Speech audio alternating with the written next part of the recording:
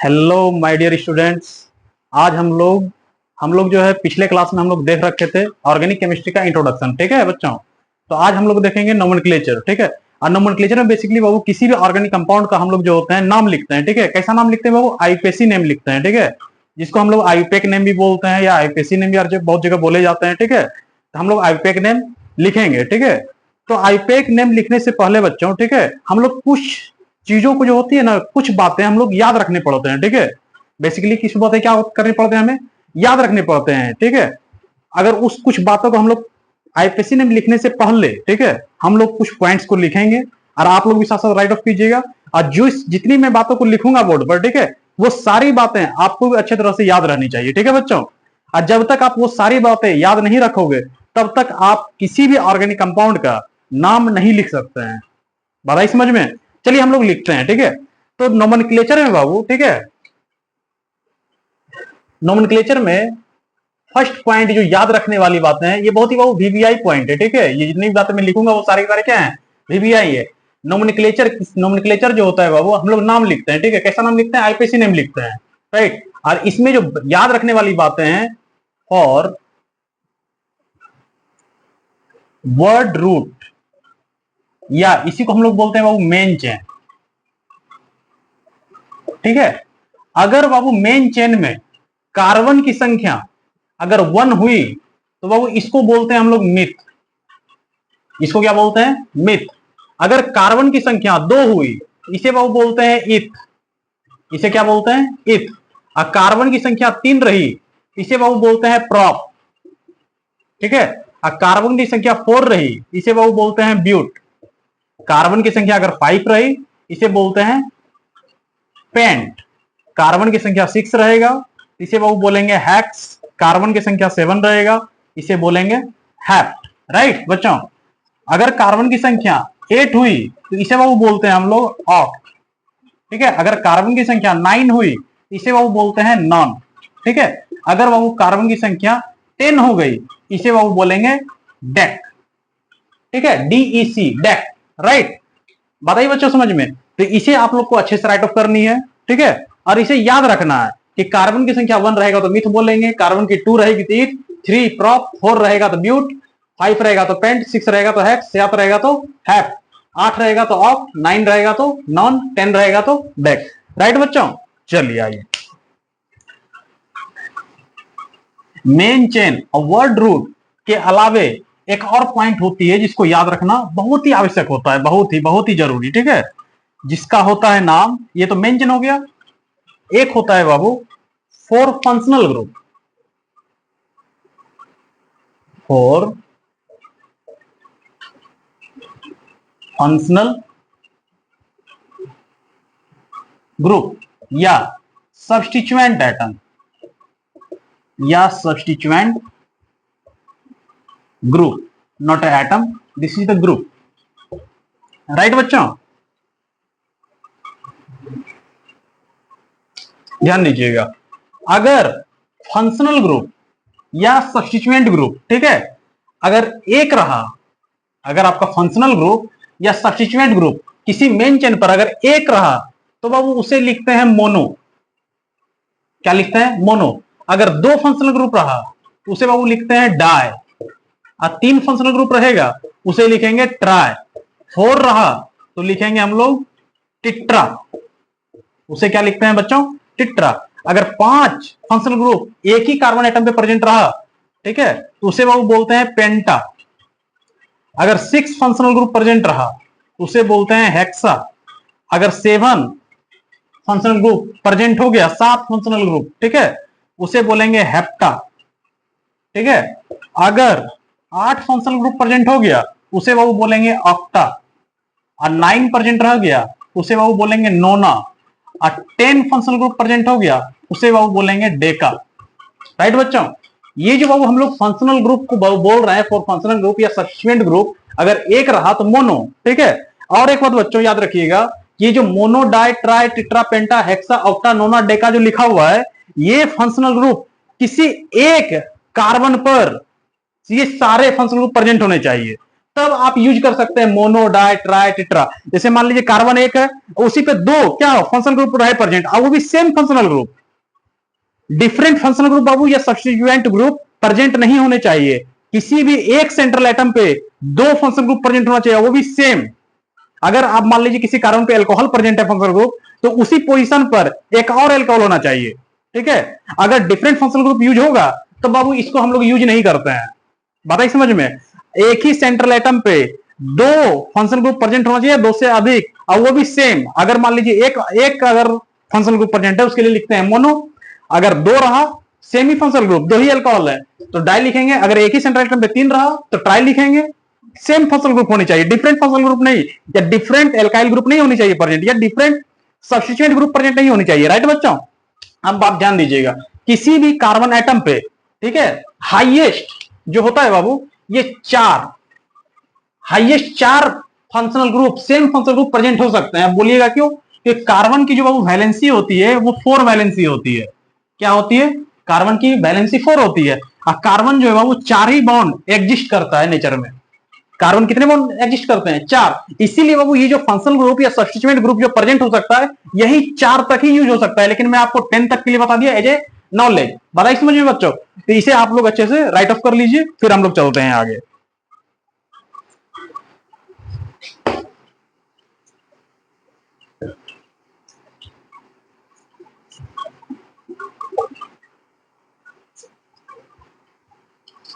तो चलिए बच्चों, अब हम लोग एक बहुत ही इंपॉर्टेंट बात, ठीक है, ये सारी बातें बाबू आपको पता होनी चाहिए अच्छे तरह से, ठीक है, तब जाकर के आप किसी भी ऑर्गेनिक कंपाउंड का नोमेनक्लेचर लिख सकते हैं या आईपीसी नेम लिख सकते हैं, ठीक है।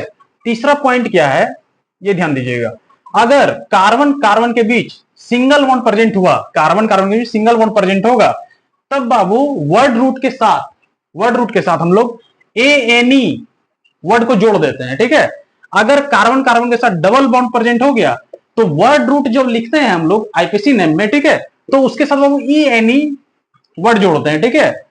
अगर कार्बन कार्बन में ट्रिपल बॉन्ड प्रेजेंट हो गया, ठीक है, तो वर्ड रूट का जब नाम लिखेंगे तो उसके नाम के लास्ट में क्या जोड़ देंगे? Y N E. बात आई इस बच्चा को समझ में? अब आप लोग सोच रहे होंगे कि मैं क्या पढ़ा रहा हूं भाई, मैं बोल रहा हूं कि word root, main chain, functional group होता क्या है, नहीं होता है। आप बस बाबू एक बार लिख लो, ठीक है। और जो मैं बोल रहा हूं इसे आप राइट ऑफ कीजिए अच्छे से, ठीक है। आप वीडियो में बने रहिए। आपको मैं ये गारंटी देता हूं कि लास्ट वीडियो खत्म होते होते मैं आपको आईपीसी नेम लिखना सिखा दूंगा अच्छी तरह से। बात आई समझ में बच्चों? ये सारी चीजें अभी आप लोग राइट ऑफ कर लीजिए, ठीक है। और जब मैं एग्जांपल देकर के जब मैं समझाऊंगा आपको, तो आपको सारी बातें क्लियर हो जाएगी कि मेन चेन किसको कहते हैं, ठीक है, फंक्शनल ग्रुप किसको बोलते हैं, फिर पैरेंट फंक्शनल ग्रुप क्या होता है, सब्स्टिट्यूएंट ग्रुप क्या होता है, ठीक है, सारे मैं क्लियर कर दूंगा। ठीक है बच्चों, चलिए आइए। और जो कुछ बातें होती हैं, ठीक है, हम लोग आगे चल करके देख लेते हैं। चलिए आइए।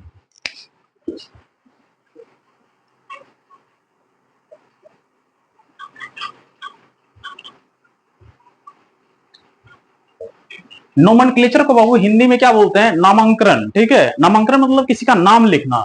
हम लोग जो ऑर्गेनिक केमिस्ट्री में जो नोमेनक्लेचर में पढ़ते हैं, ऑर्गेनिक कंपाउंड का नाम लिखते हैं, ठीक है। अब कौन सा नाम लिखते हैं बाबू? आईयूपीएसी नेम लिखते हैं। कैसा नाम लिखते हैं हम लोग? आईयूपीएसी नेम, ठीक है। इसका बाबू फुल फॉर्म होता है आईयूपीएसी का, international international union pure of applied chemistry. ठीक है बच्चों, इसका फुल फॉर्म भी आप लोग को याद रखनी है। ऐसा नहीं कि आईपीएसी नेम जान रहे हैं, इसका फुल फॉर्म भी पता नहीं है हमें, तो फुल फॉर्म भी बच्चे एग्जाम में पूछ दिया जाता है, कभी कभी पूछ देते हैं, या वाइस वर्सा होती है, किसी इंटरव्यू में पूछ दिया जाता है कि आईपीएसी नेम का फुल फॉर्म क्या होता है। तो आपको अच्छे से पता होना चाहिए कि आईपीएसी नेम का फुल फॉर्म होता है international union pure of applied chemistry. Right बच्चों? तो चलिए हम लोग आईपीएसी नेम लिखते हैं कि लिखा कैसे जाता है, कैसे हम लोग काउंट करते हैं, ठीक है। तो आईपीएसी नेम को लिखने के लिए, ठीक है बाबू, एक रूल होती है, ओनली वन रूल। आपको बहुत सारे टीचर क्या करेंगे ना कि मल्टी लेवल के रूल बता देंगे, मल्टीपर्पस रूल, ठीक है, बहुत सारे रूल बता देते हैं, जो कि एक भी मेरे क्लास में बाबू एक भी आपको रूल याद रखने की जरूरत नहीं, बस एक रूल आपको याद रखनी है, और उस रूल से सारे आप आईपीएसी नेम लिख सकते हैं, सारे कंपाउंड के, ठीक है। चलिए आइए देखते हैं।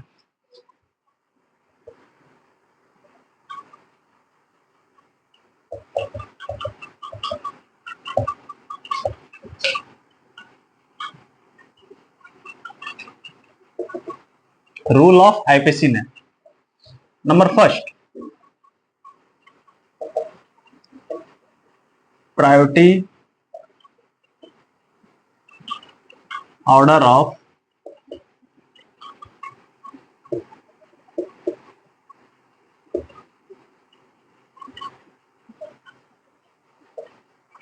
Parent functional group. ठीक है बच्चों, तो हम लोग अभी बाबू ये बहुत ही इंपॉर्टेंट आपका कहा जाइए, बहुत ही इंपॉर्टेंट रोल प्ले करेगा आपका priority order of parent functional group. ठीक है, तो इसका ऑर्डर क्या होता है ये देखिए।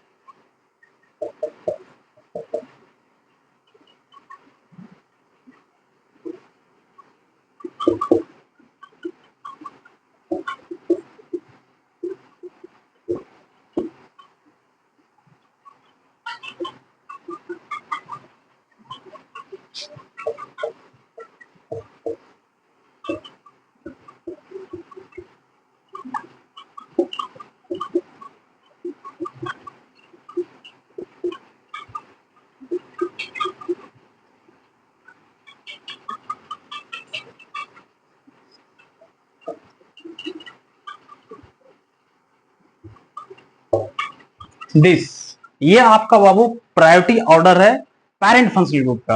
और ये आपको बाबू बहुत ही ज्यादा जरूरी है याद रखना। अगर आपको यही बाबू याद हो गया ना, आप किसी भी ऑर्गेनिक कंपाउंड का आईपीसी नेम आसानी से लिख सकते हैं। इसे आप राइट ऑफ कर लीजिए वन शॉट में, या फिर आप वीडियो पॉज करके भी राइट ऑफ कर सकते हैं, इसमें कोई भी बड़ी बात नहीं है। ठीक है,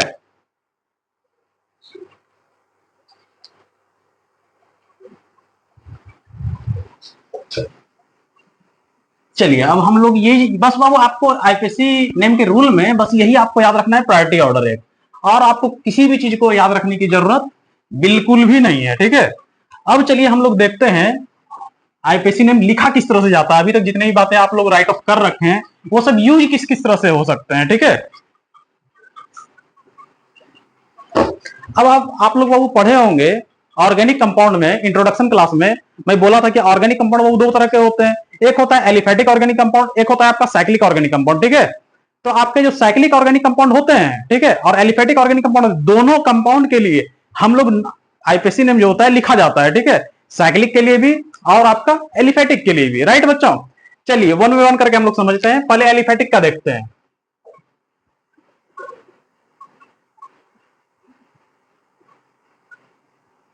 केस वन,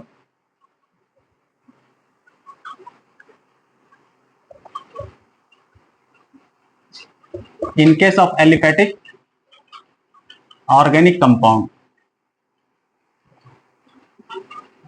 ऑर्गेनिक कंपाउंड, यानी अगर आपका एलिफेटिक ऑर्गेनिक कंपाउंड रहा तो आप किसी भी एलिफेटिक ऑर्गेनिक कंपाउंड का आईपीसी नेम कैसे लिखेंगे, इस बात को ध्यान दीजिए। किसी भी बाबू एलिफेटिक ऑर्गेनिक कंपाउंड दिया रहे, इसका ट्रिक होती है। ठीक है, एक फंडामेंटल क्या होती है, फॉर्मेट होती है। ठीक है, उसी फॉर्मेट पे आपको क्या करना है, लिखना है आईपीसी नेम। जो आपका फॉर्मेट होता है बाबू ट्रिक, वो ट्रिक जो काम करता है बाबू, prefix of substituent atom, substituent atom. ठीक है, साथ में आपको क्या लिखना है, word root name, word root, या इसी को हम लोग क्या बोलते हैं, main chain, main chain name. ठीक है, और साथ में इसी के साथ क्या लिखना है, सफिक्स लिखना है, किसका,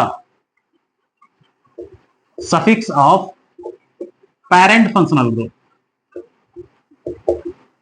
पेरेंट फंक्शनल ग्रुप। इसी फॉर्मेट के आधार पर आईपीसी नेम लिखा जाता है बाबू आपका एलिफेटिक ऑर्गेनिक कंपाउंड का। बस इसी फॉर्मेट पे आपको लिखना है। अब मैं आपको इसी फॉर्मेट पे लिख करके आपको दिखाता हूं कि कैसे कैसे लिखा जाता है। ठीक है, अब सबसे बड़ी बात बाबू आपके पास आ गई होगी कि सब्स्टिट्यूएंट एटम तो आप लोग समझ रहे होंगे कि सेंट्रल एटम के अराउंड जितने भी जुड़े हुए होते हैं एटम, ठीक है, उसे क्या बोलते हैं? सब्स्टिट्यूएंट एटम बोलते हैं। सब्स्टिट्यूएंट एटम नहीं बोला जा सकता, एटम नहीं बोली, इसको ग्रुप बोली, ज्यादा बेटर रहेगा। सब्स्टिट्यूएंट ग्रुप, ठीक है, क्या बोलेंगे? Substituent group. अब आप लोग को मन में आता होगा वर्ड रूट मेन चेन, तो आपको बात समझ में आ गई हो, इंट्रोडक्शन क्लास में बताया था कि मेन चेन किसे बोलते हैं। ये पैरेंट फंक्शनल ग्रुप क्या है भाई? सबसे बड़ा तो मैटर यह करेगा पैरेंट फंक्शनल ग्रुप क्या है। पैरेंट फंक्शनल ग्रुप वो होता है बाबू कि जब हम नंबरिंग जब करते हैं किसी भी आईपीसी नेम में, ठीक है, मेन चेन का जब नंबरिंग कर रहा होता है कि जिस साइड से हम लोग नंबरिंग करते हैं, अगर नंबरिंग करने के दौरान जो फंक्शनल ग्रुप हमारा पहले आता है उसे हम लोग बोलते हैं बाबू पैरेंट फंक्शनल ग्रुप। क्या बोलते हैं? पैरेंट फंक्शनल ग्रुप बोलते हैं, ठीक है। कब बोलेंगे पैरेंट फंक्शनल ग्रुप? जब आपका नंबरिंग करने के दौरान सबसे पहले जो भी आपका फंक्शनल ग्रुप आएगा वो आपका कहलाएगा parent functional group. That's all. चलिए आइए देखते हैं, अब इसी फॉर्मेट में हम लोग यूज करेंगे, कैसे यूज होता है ये, ठीक है। चलिए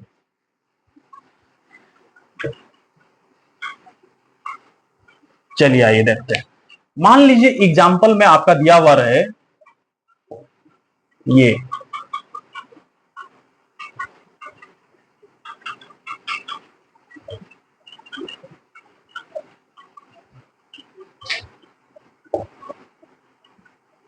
दिस आपका कंपाउंड है और बोला जाएगा इसका आप आईपीसी नेम लिखिए, ठीक है। अगर आपको इस कंपाउंड का आईपीसी नेम लिखना हो तो इस बात को वो हमेशा याद रखना है कि हमेशा कार्बन जो काउंटिंग किया जाता है हमेशा कार्बन काउंटिंग मेन चेन का करेंगे। तो ये आपका क्या हो गया? मेन चेन हो गया। ये आपका क्या है? मेन चेन है, ठीक है। और हमेशा वो कार्बन काउंटिंग इसी मेन चेन का करते हैं, ठीक है। ये आपका क्या हो गया? Branch chain. इसको क्या बोलते हैं बाबू? Branch chain. अब ब्रांच चेन और इसी को हम लोग बोलते हैं सब्स्टिट्यूएंट ग्रुप। इसी को क्या बोलते हैं? Substituent group, right. बताइए समझ में। चलिए हम नंबरिंग काउंटिंग करते हैं। ये जो बाबू ब्रांच चेन है, नंबर जो हम लोग काउंटिंग करते हैं किस साइड से करेंगे? लेफ्ट साइड से करेंगे या राइट साइड से करेंगे, ठीक है। लेफ्ट साइड से करना है कि राइट साइड से? हाँ, ये बात डिसाइड कैसे होती है? डिसाइड बाबू किया जाता है इस ब्रांच चेन से, ठीक है। जिस साइड से ब्रांच चेन पहले अगर आती हो, जिस साइड से ब्रांच चेन अगर नंबरिंग करने के दौरान पहले आएगी, हम लोग नंबर काउंटिंग उसी साइड से करते हैं, ठीक है। चलिए ये ध्यान दीजिएगा। अगर मैं इस साइड से नंबर काउंटिंग करूं 1 2 3, तीसरे नंबर पे आ रहा है ये CH3, इधर से काउंट कीजिए 1 2 3, तीसरे नंबर पे आ रहा है। तो इससे क्या पता चला बाबू कि हम लोग किसी भी साइड से जो है ना नंबरिंग मेन चेन का कर सकते हैं, ठीक है, नंबर काउंटिंग कर सकते हैं। चलिए मैं इस साइड से कर देता हूं 1 2 3 4 5, ठीक है। ये हो गया आपका मेन चेन, राइट। ये क्या है? Substituent group. और एलिफेटिक का जो फॉर्मेट में जो दिया था उसमें क्या लिखा था कि प्रीफिक्स लिखना है किसका? प्रीफिक्स किसका लिखना है हमें? पहले सब्स्टिट्यूएंट एटम का। तो आईपीसी नेम में सबसे पहले आपको क्या लिखना है? प्रीफिक्स सब्स्टिट्यूएंट एटम का। सब्स्टिट्यूएंट एटम कितने नंबर पे है बाबू? 3 नंबर पे। 3 क्या है? CH3 मिथाइल, 3 मिथाइल ग्रुप है। इसे ब्रैकेट बंद कर दिया। अब क्या नाम लिखना था फॉर्मेट के आधार पे? प्रीफिक्स लिख दिया किसका? सब्स्टिट्यूएंट ग्रुप का नाम लिखा। उसके बाद क्या लिखा? किसको लिखना है? वर्ड रूट का। इसी को मैं बोला था ना, इसी मेन चेन को कि वर्ड रूट भी बोलते हैं। वर्ड रूट में बाबू मेन चेन में कितने कार्बन है? टोटल आपके 5 कार्बन है। 5 के लिए क्या लिख दिया? पेंट। अब ध्यान दो बाबू कि कार्बन कार्बन के बीच में कैसा बॉन्ड है? Double bond, triple bond, single bond, कैसा है? आप ध्यान से देखिए, इसमें हर एक कार्बन के बीच में कैसा बॉन्ड है? सिंगल बॉन्ड है। और सिंगल बॉन्ड के लिए क्या लिखते हैं? ANE। This complete name. ये आपका क्या हो गया? कंप्लीट नेम हो गया 3 मिथाइल पेंटेन। इस कंपाउंड का नाम 3 मिथाइल पेंटेन होगा, राइट बच्चों। चलिए आइए नेक्स्ट। अब मैं आपको दूसरा एग्जांपल समझाता हूं। ये एक एग्जांपल हो गया, ठीक है बच्चों। चलिए आइए एक और एग्जांपल लेते हैं। चलिए आइए। अब इसे मान लीजिए मैं ये लिया,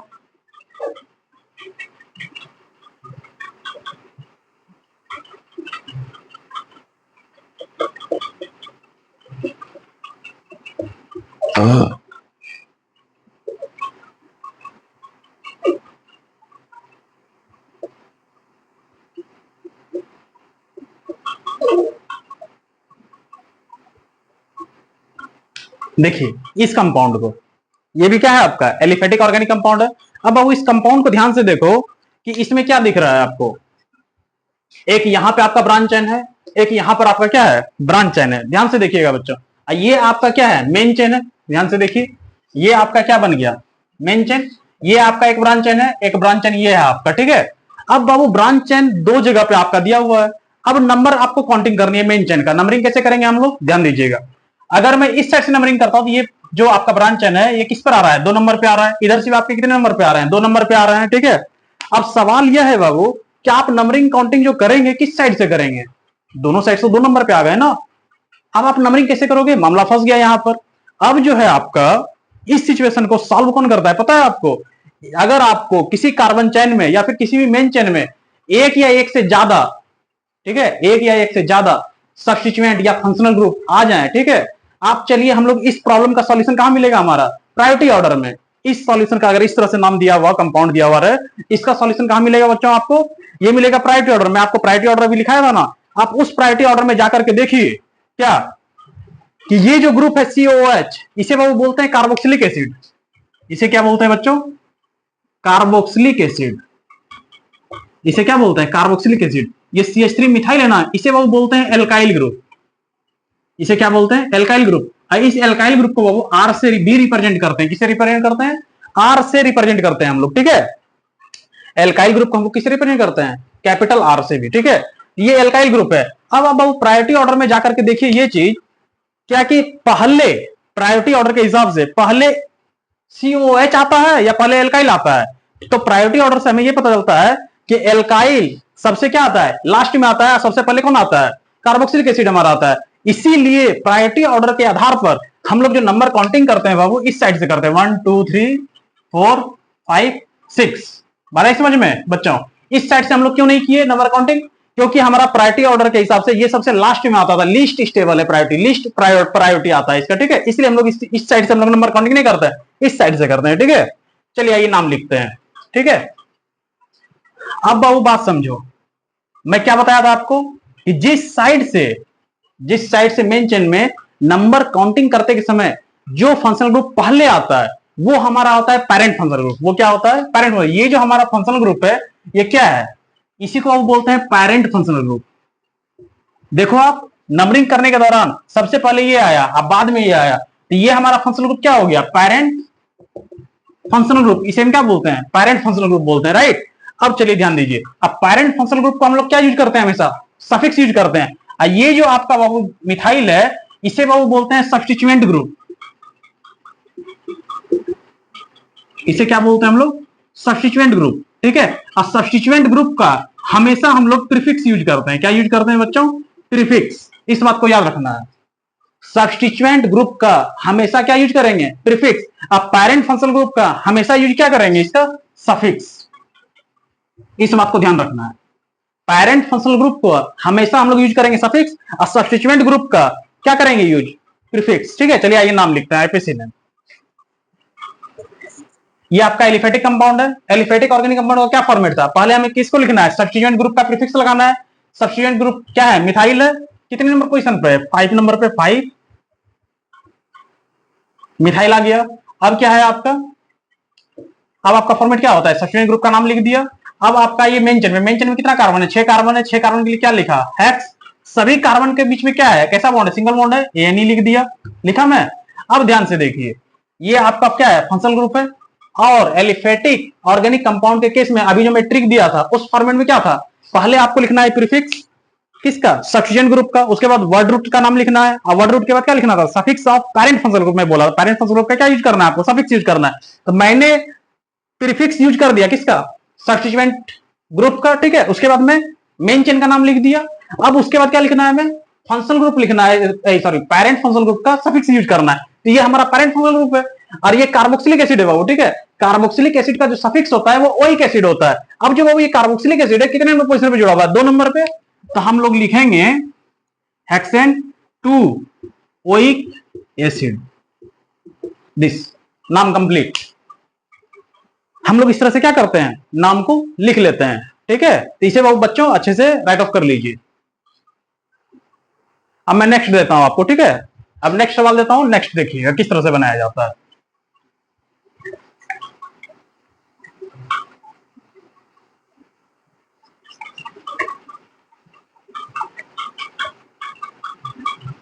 चलिए नेक्स्ट सवाल। और वो जितने भी मैं अभी आपको तरीका बताया, ठीक है, ये सारे तरीका, जितना ज्यादा आप क्वेश्चंस नोमेनक्लेचर का आप नाम लिखेंगे ऑर्गेनिक कंपाउंड का, ठीक है, जितना ज्यादा आप प्रैक्टिस कीजिएगा उतना ज्यादा आपका जो है अंडरस्टैंडिंग बढ़ेगा किसी भी ऑर्गेनिक कंपाउंड को, सॉरी किसी भी ऑर्गेनिक कंपाउंड का नाम लिखने के लिए, ठीक है, अंडरस्टैंडिंग बढ़ती है। तो आप हो सके जितना भी मैं जितना बताया आपको, आपसे जितना हो सके अलग अलग बुक लेकर के उसका आप नाम लिखिए, ठीक है, उस कंपाउंड का, उस ऑर्गेनिक कंपाउंड का। चलिए आइए, अब जैसे मान लीजिए मैं ये दे दिया आपको,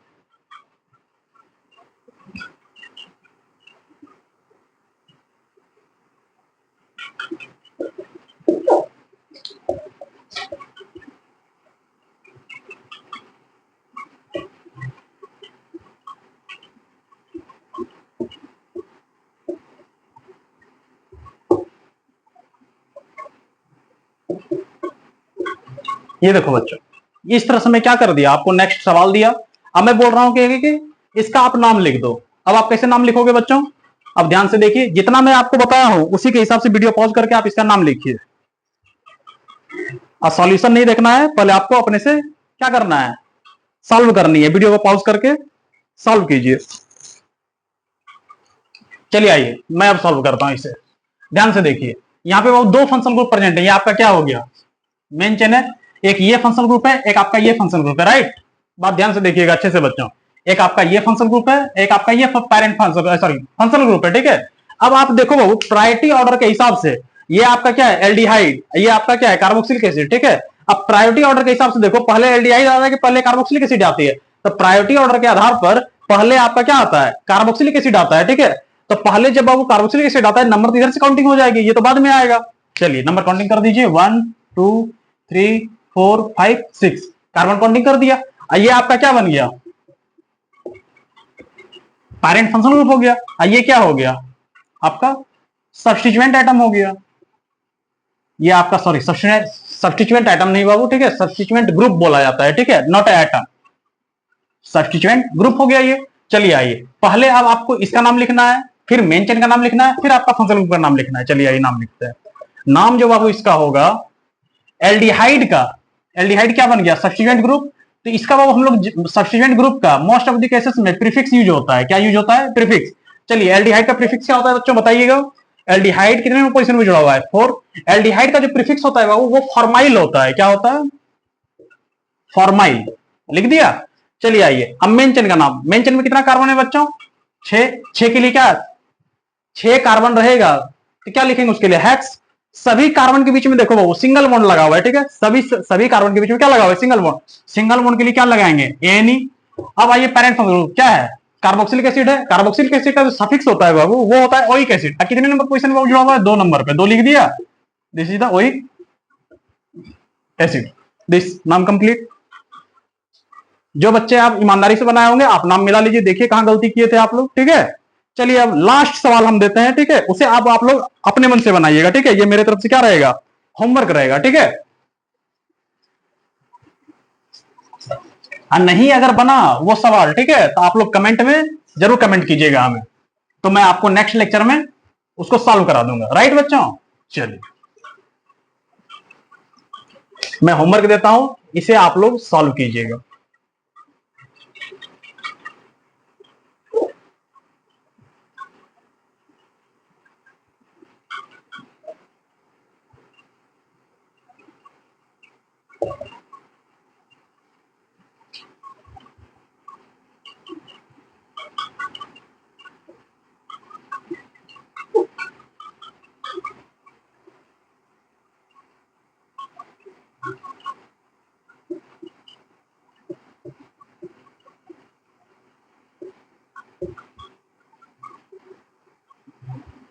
बस बच्चों ये आपका क्या रहा, होमवर्क रहा, ठीक है। आप इसे बनाइएगा, ठीक है। और जब नहीं बनेगा आप लोगों से ये अगर सवाल, अगर आप इसका आईपीसी नेम नहीं लिख सकते हैं तो आप हमें प्लीज कमेंट कीजिएगा।